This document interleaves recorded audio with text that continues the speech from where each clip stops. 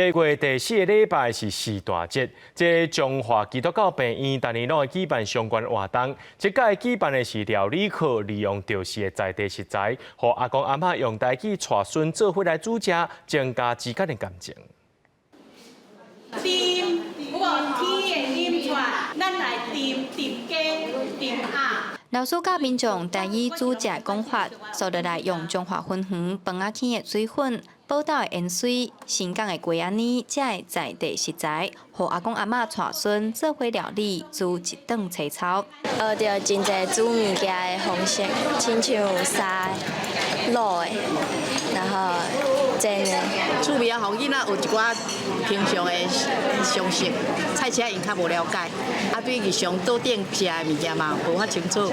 8月第4个礼拜日是四大节，中华基督教病院逐年拢会举办相关活动。今年特别安排户外体验课程，互民众洗菜市仔了解食材，宣导健康饮食的概念，各互时代用台语教孙仔煮食，增加甲子孙的感情。世界各国的国家嘛，都有推广迄个阿公阿嬷教孙仔这个节庆的日子安尼。咱出来咱的在地彰化市吼，咱互愈侪人来认捌咱家己的大的所在，这是真美好的代志。主办单位表示，现代的生活模式改变，即阵小家庭愈来愈多，造成阿公阿嬷甲子孙见面互动的机会减少。